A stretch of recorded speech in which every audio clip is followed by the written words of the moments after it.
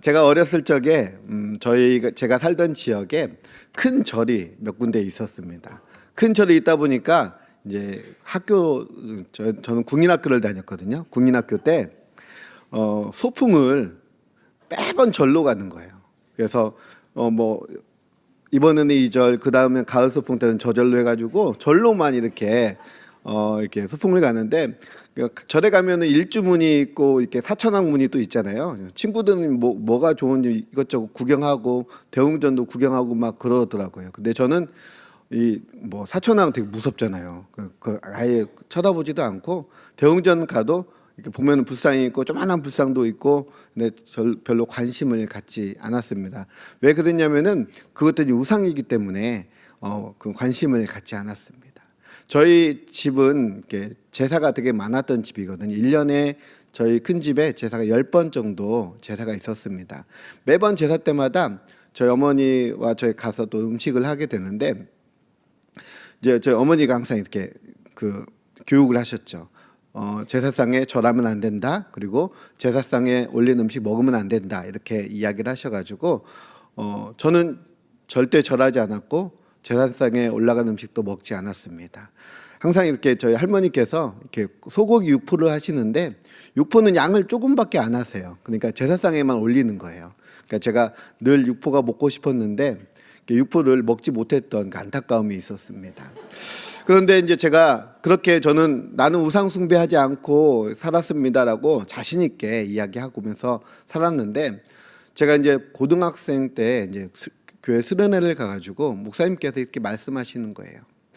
정말 우상에게 절하고 우상을 섬기는 것만 우상 숭배가 아니라 나를 섬기고 내가 원하는 대로 그것만을 바라보며 사는 것이 우상 숭배라 이야기하는 것입니다. 내가 좋아하는 것, 내가 원하는 것을 바라보는 것이 우상 숭배라 이야기하는 것입니다. 그때는 사실 그게 무슨 이야기인지 잘 몰랐습니다. 사실 제가 그 당시에는 뭐가 좋아하는 것도 없었고 원하는 것도 별로 없었거든요. 우리 자녀들, 고등학생들, 너 커서 뭐 달래? 모르겠는데요. 뭐라고 하지 마십시오. 그러니까 자녀들은요, 자기가 원하고 싶은 거, 하고 싶은 게 이제 생기고 있는 단계입니다. 저도 마찬가지였거든요. 그런데 이제 어른이 되고 나서 보니까, 이제 성인이 되고 나서 보니까 이제 그게 무슨 말인지 깨닫게 되는 거예요. 제가 이렇게 남에게 이렇게 남이 이렇게 저를 높여주는 거, 이렇게 띄워주는 걸 되게 좋아합니다. 그래서 저보고 이렇게 날씬해졌다 하면 제가 너무나 좋아하잖아요. 네. 근데 저희가 그런 것들을 좋아하고, 이렇게 명예욕을 좋아하고, 여러 가지 돈도 좋아합니다. 그러다 보니까 제가 좋아하는 게 너무나 많더라고요. 제 안에 우상이 너무나 많더라고요.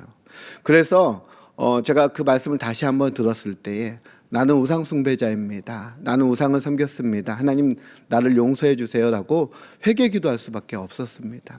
그러나 여전히 내 마음 가운데에서는 아직도 하나님보다 더 좋은 것들이 생겨나고, 아직도 하나님보다 더 사랑하는 것들이 생겨나고 있습니다. 여전히 계속해서 저는 깨져야 되고, 저뿐만 아니라 우리 성도님도 마찬가지일 거라 생각됩니다. 여전히 우리 삶 가운데에 우상이 있으며 우상을 깨며 또 하나님 앞에 나아가며 하나님만이 왕이심을 고백하시는 귀한 은혜가 있기를 소망합니다. 사사기 시대를 대표하는 표현이 있습니다. 바로 사사기 21장 25절 말씀인데요. 한번 같이 읽겠습니다. 그때 이스라엘에 왕이 없으므로 사람이 각기 자기 소견에 오른 대로 행하였더라. 아멘. 그 당시에 왕이 없었기 때문에 자신들이 행했던 행동들을 정당화시키는 표현이기도 합니다. 그 당시에 지도자가 없었던 것이 아닙니다. 하나님께서 사사를 세워주셨고, 사사를 통해서 모든 문제들을 해결하고 통치를 받게 하셨습니다. 그런데 이 사사들의 통치, 또 하나님의 통치, 이 백성들에게는 이것이 마음에 들지 않았습니다. 사무엘이 나이가 많아 늙어서 이제 두 아들을 사사로 세우게 되었습니다. 요엘과 아비야. 그런데 이 두 아들은 아버지와 같지 않았습니다. 사무엘상 8장 3절 말씀입니다. 같이 한번 읽겠습니다. 그의 아들들이 자기 아버지의 행위를 따르지 아니하고 이익을 따라 뇌물을 받고 판결을 굳게 하니라. 아멘. 자녀를 키우고 양육하는 데에는 하나님의 사람도 마찬가지였던 것 같습니다. 어려움이 있었다는 거죠.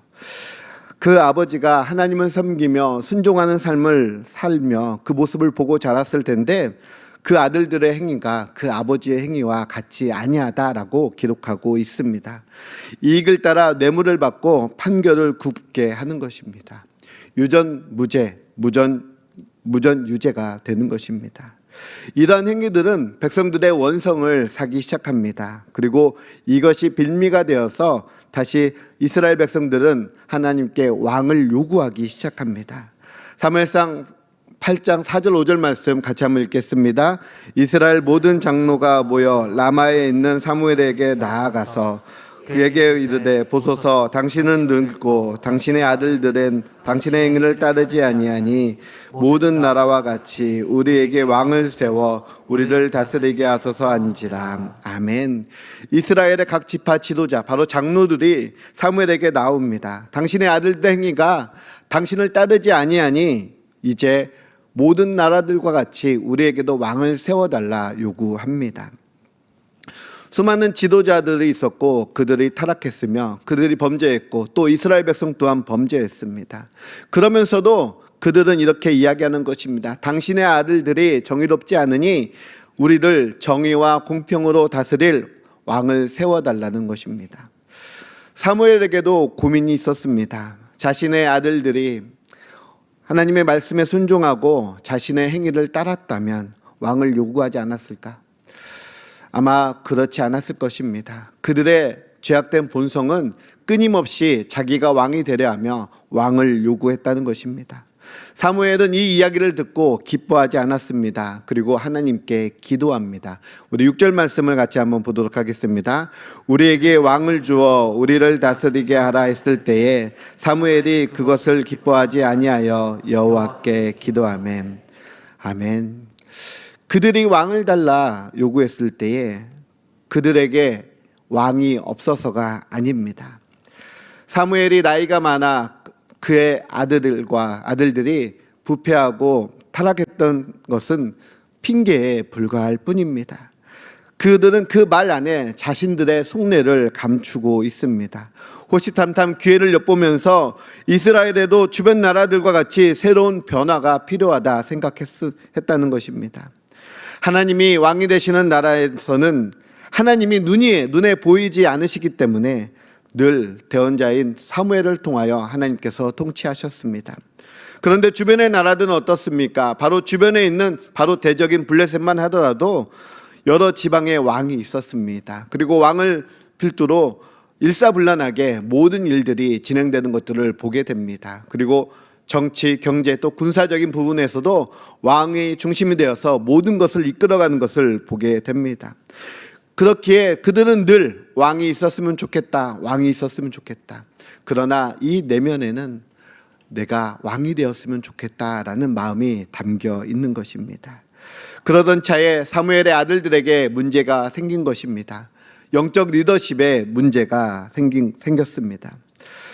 그때 하나님께서 말씀하십니다. 7절 말씀입니다. 같이 한번 읽겠습니다. 여호와께서 사무엘에게 이르시되 백성이 내게 한 말을 다 들으라. 이는 그들이 너를 버림이 아니요 나를 버려 자기들의 왕이 되지 못하게 함이니라. 아멘. 하나님이 응답하십니다. 그리고 그들의 요구를 수용하라 말씀하십니다. 그러면서 하나님께서 이런 말씀을 하십니다. 그들이 너를 버림이 아니요 나를 버려 자기들의 왕이 되지 못하게 하려 함이니. 하나님의 마음이 느껴지는 표현입니다. 하나님의 마음 얼마나 안타까우셨으면, 얼마나 아프셨으면 이렇게 말씀을 하셨을까요? 이스라엘 백성들은 왕을 버리고 다시 왕을 세워달라고 요청하는 것입니다. 하나님은 늘 이스라엘 백성들에게 왕이 되어주시겠다고 말씀하셨습니다. 그리고 그들은 내 백성이 되리라 말씀해 주셨습니다. 그럼에도 불구하고 이스라엘은 어떻게 행했습니까? 늘 불순종하고 하나님을 떠났습니다. 신정 통치국가였던 이스라엘은 하나님이 왕이신 나라였습니다. 끊임없이 그들은 하나님이 왕 되심을 거부하고 우상을 숭배하고 우상을 만들었습니다. 하나님의 마음을 아프게 했습니다. 그들이 왜 우상을 만들었습니까? 우상은 바로 자기들이 만든 신이기 때문에 그렇습니다. 우상은 보기 싫으면 덮어버리면 되고 자기가 원하는 대로 자기의 원함을 들어주는 신이라 생각했기 때문입니다. 그런데 하나님은 어떻습니까? 하나님께서는 그들에게 말씀과 규례와 율례를 주시며 그대로 행하라 말씀하십니다. 그러나 그들이 본 모습은 사실 표면적으로 나타난 것뿐입니다. 하나님은 그 말씀과 규례와 율례를 주시면서 그들을 끊임없이 사랑하셨다는 것입니다. 그 모습은 제대로 보지 못하며 그들에게 우리가 원하는 왕을 세워달라 요청하는 것입니다. 이제 우리는 당신의 통치를 원하지 않습니다라고 선언하는 것입니다. 사실 이 선언은 사사기 시대 때부터 계속해서 진행되어 왔습니다. 우리에게 왕이 없으므로 하나님은 그들의 완악함을 아십니다. 출애굽 시대 때에도 모세가 하나님의 말씀을 받고자 시내산에 올라갔을 때에 모세가 40일이 지나도 돌아오지 않자 그들이 행한 행동은 무엇입니까? 모세의 형 아론을 부추겨서 그들에게 우상을 만들게 합니다. 금송아지를 만들어 이것이 너희를 애굽 땅에서 너희를 인도해낸 하나님이다라고 그를 섬기며 그 앞에서 춤을 추는 모습들을 보여줍니다. 결국 금송아지를 만들며 우상 숭배에 빠지는 결과를 가져옵니다. 눈에 보이는 하나님, 눈에 보이는 왕, 그들이 원하는 것은 바로 이것이었습니다. 하나님은 그들에게 왕을 허락하십니다. 하나님이 그들에게 설득당해서 왕을 허락해 주시는 것이 아니라 이것은 허용적 징계라 말할 수 있습니다. 왕을 세우면 겪게 되는 그런 어려움들을 그들에게 이야기합니다. 왕이 원하는 것들은 너희가 다 들어줘야 된다. 너의 아들들, 딸들, 너의 재산, 너의 소유들을 전부 다 왕이 달라면은 내놓아야 된다라고 이야기합니다. 왕은 너희를 억압하며 너희를 괴롭게 할 것이다 라고 이야기하는 것입니다. 그런데 이스라엘 백성들의 반응은 어떻습니까? 19절 20절 말씀 같이 한번 읽겠습니다. 백성이 사무엘의 말을 듣기를 거절하여 이르되 아니로소이다. 우리도 우리의 왕이 있어야 하리니 우리도 다른 나라와 같이 되어 우리의 왕이 우리를 다스리며 우리 앞에 나가서 우리의 싸움을 싸워야 할 것이니이다 하는지라. 아멘. 지금까지 모든 전쟁에서는 하나님께서 앞서 가셨습니다. 그리고 그들에게 승리를 주셨습니다. 얼마 전에 블레셋이 미스바에 모였던 이스라엘 백성들을 침공하기 위해서 미스바 근처까지 오게 되었습니다.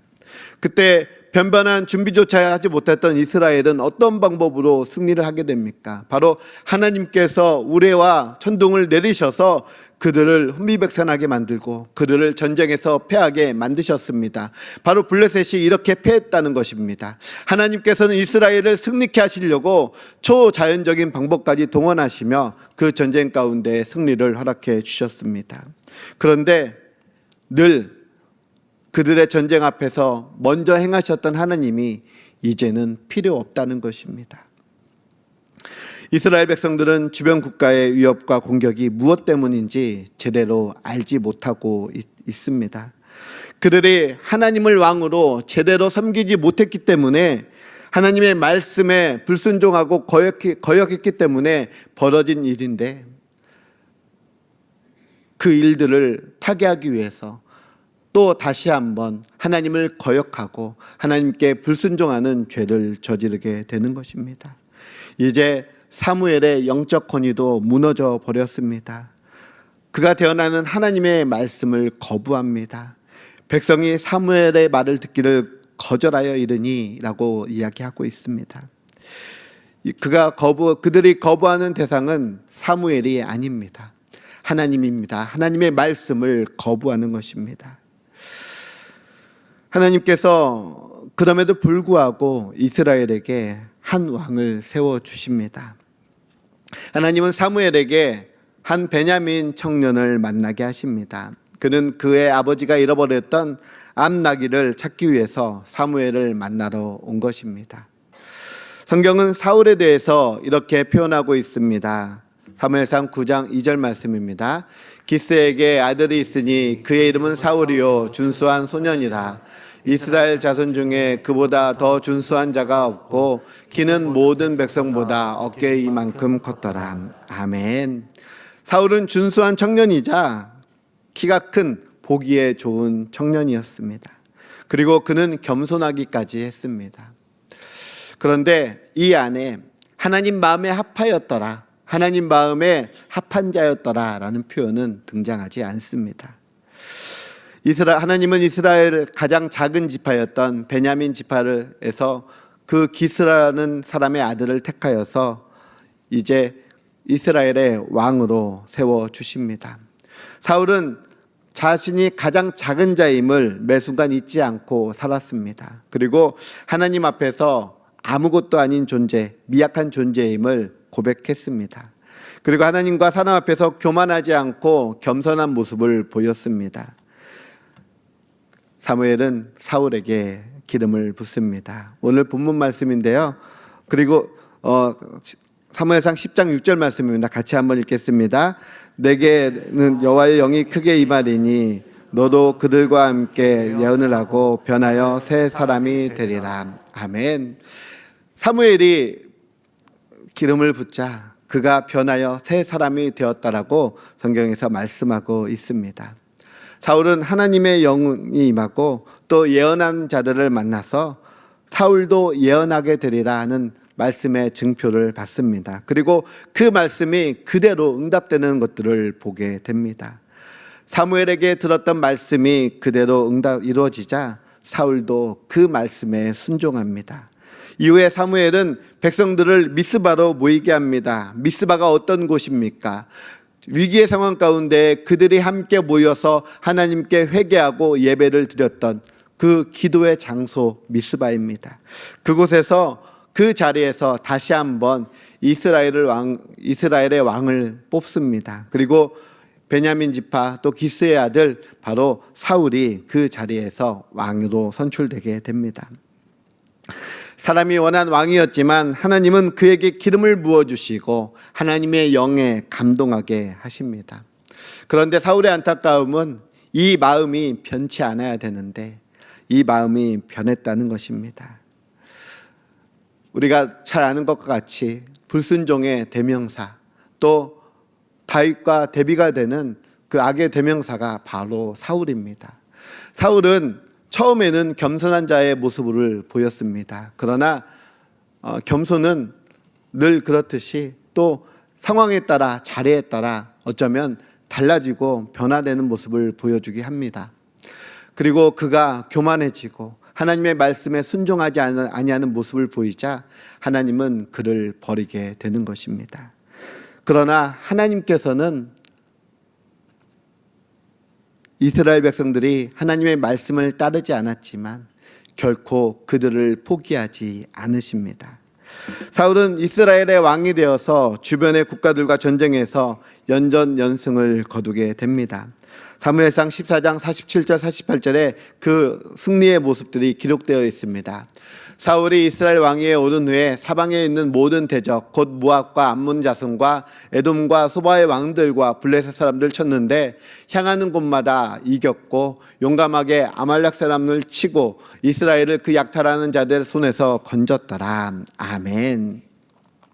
하나님께서 그 사울을 통하여 이스라엘 백성들에게 연전연승 승리를 하게 만들어 주십니다.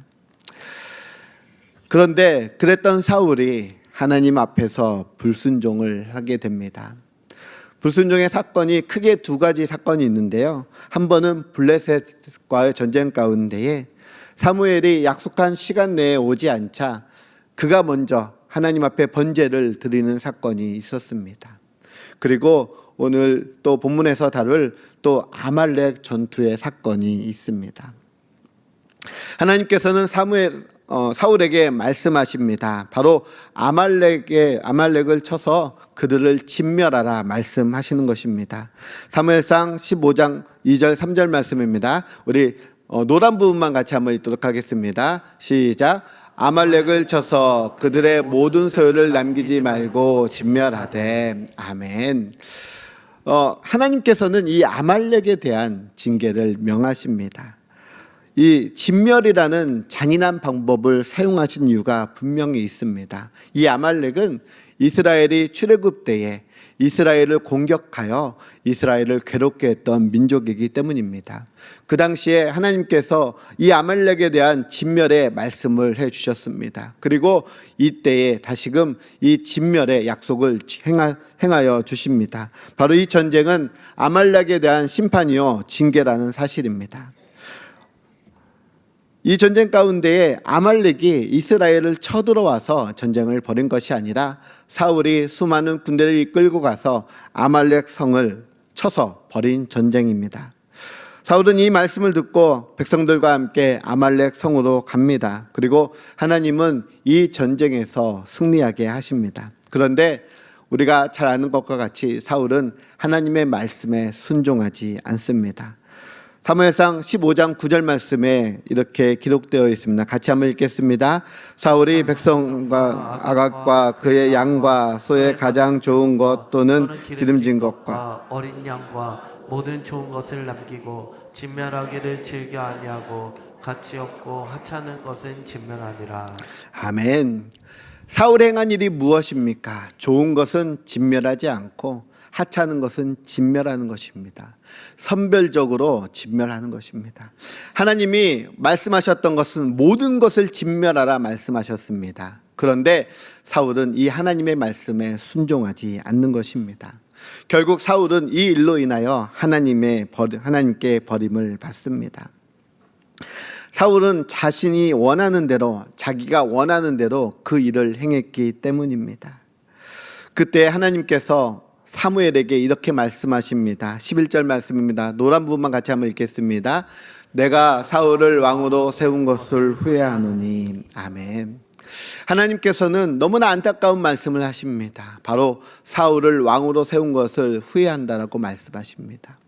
모든 것을 아시고 모든 것을 계획하시고 모든 것을 섭리하신 하나님께서 후회가 있으실까요? 이 표현은 사실 수사적 표현입니다. 우리가 자녀들이 말을 듣지 않을 때 우리가 이런 표현을 하지 않습니까? 내가 너를 낳고 미역국을 먹었다니, 이런 표현을 하지 않습니까? 그만큼 후회할 만큼 싫다는 표현이 아닙니다. 그럼에도 불구하고 속상하고 안타깝다는 표현이 이 안에 담겨 있습니다. 하나님의 표현도 마찬가지입니다. 하나님도 사울을 왕으로 세웠지만 너무나 속상하고 안타깝다는 표현을 이렇게 하신 것입니다. 사무엘은 이 말씀을 듣고 근심합니다. 그리고 사무엘은 밤새 하나님 앞에 엎드려 기도하는 것입니다. 사무엘이 밤새 기도했을 때 사울은 또 어떤 일을 행합니까? 바로 갈멜에 자신을 위한 기념비, 바로 아말렉을 진멸한 그 승전의 기념비를, 자신을 위한 기념비를 세우는 것입니다. 그리고 그 이튿날 사무엘은 사울을 만나러 옵니다. 그리고 먼저 사무엘이 말을 꺼내기 전에 사무엘을 본 사울이 바로 내가 여호와의 명령을 다 준행하였습니다 라고 말하고 있다는 것입니다. 그때 양과 소의 소리가 들립니다. 15절 말씀에 보면 사울이 이르되 이것은 무리가 아말렉 사람에게 끌어온 것인데 백성이 당신의 하나님 여호와께 제사하려 하여 양들과 소들 중에서 가장 좋은 것을 남김이요 그 외의 것은 우리가 진멸하였다라고 말씀하고 있는 것입니다. 백성들이 좋은 것을 남겨 하나님께 제사 드리기 위해서 끌고 왔다라고 이야기하는 것입니다. 자신의 잘못을 백성들에게 돌리는 것입니다. 책임을 전가하는 모습을 보여주고 있습니다. 이 모습은 에덴 동산에서 선악과를 따먹고 난 다음에 아담이 보여줬던 모습과 너무나 닮아 있습니다. 아담은 하나님이 내게 주신 여자에게, 또 하와는 그 뱀에게 책임을 전가하는 모습을 보여주고 있다는 것입니다. 시작된 죄의 바로 전형적인 모습입니다.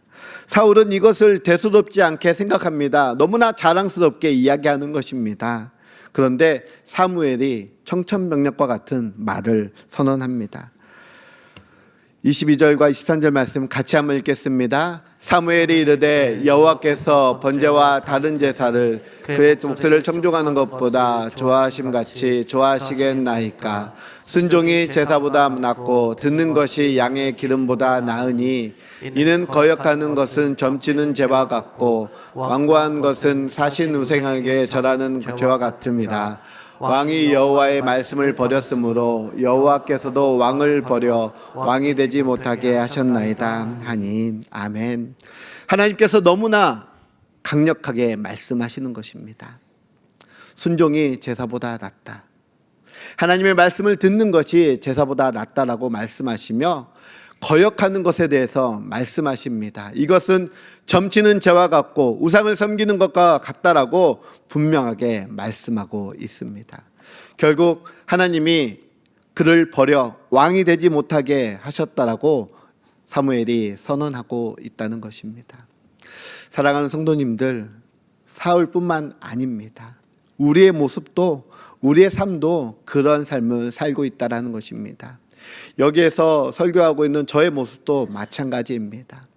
사람이 사람을 보며 또 하나님을 보기보다는 사람을 따라가는 그런 모습들을 보여주고 있습니다. 하나님을 바라봐야 되며 하나님의 원하심을 따라가야 되는 자들이 사람을 바라보며 내 원함을 따라가고 있다는 것입니다. 인간의 가지는 죄성의 시작은 바로 하나님처럼 되고자 하는 욕망입니다. 우리 안에 있는 죄성도 마찬가지입니다. 육신의 정욕, 안목의 정욕, 이생의 자랑, 이 모든 것이 내 삶 가운데 내가 왕이 되겠다는 마음입니다. 분명 사무엘이 이렇게 말씀하고 있습니다. 하나님을 거역하는 것은 점치는 것과 같고 우상 숭배와 같다라고 말씀하고 있습니다. 우리는 하나님 없이 살 수 없는 존재들입니다. 하나님의 인도하심과 보호하심을 거둔다면 우리는 극심한 고통에 처해질 뿐이며 또 어려움에 빠져들게 될 뿐입니다. 사랑하는 성도님들, 내가 원함이 아니라 하나님의 원함을 우리는 따라가야 합니다. 하나님의 말씀에 순종하는 것을 우리가 가장 우선순위로 둬야 되는 것입니다. 내가 원하는 대로, 내 삶이 이끄는 대로, 그런 삶은 분명 우상숭배와 점치는 것과 같다라고 말씀하고 있는 것입니다. 내가 왕이 되는 순간 우리는 나는 더 이상 하나님을 믿지 않습니다라고 고백하는 것입니다. 내 힘과 내 능력을 의지하는 순간 나에게는 하나님이 필요 없습니다라고 고백하는 것과 같습니다. 늘 내 힘과 내 능력을 의지할 때 우리는 성공하는 것처럼 보일 때가 있습니다. 승승장구하는 것처럼 보일 때가 있습니다. 사울의 모습도 그랬습니다. 하나님이 떠난 이후에도 전쟁 가운데 승리하며 승승장구하는 것처럼 보이는 모습들이 있었습니다. 그러나 그 결국은 어떻습니까? 결국 하나님이 떠남으로 말미암아 그는 멸망의 길, 쇠락의 길로 빠지게 되는 것입니다. 결코 그것은 승리가 될 수 없습니다. 사랑하는 성도님들, 우리는 오직 주님만이 나의 왕이십니다. 이 고백이 우리 삶 가운데 있어야 되는 것입니다. 이 고백이 저와 여러분의 고백이 되기를 소망합니다. 이 고백뿐만 아니라 말로만 고백하는 것이 아니라 하나님이 나의 왕이 되시는 그런 삶을 살아야 되는 것입니다. 주님, 지금까지 내 삶의 주인은 나였습니다. 그러나 이제 더 이상 내가 주인이 아니라 하나님이 주인 되는 삶을 살겠습니다. 이렇게 결단하며 하나님만 의지하시며 하나님만 바라보시는 귀한 삶을 살아가시기를 소망합니다.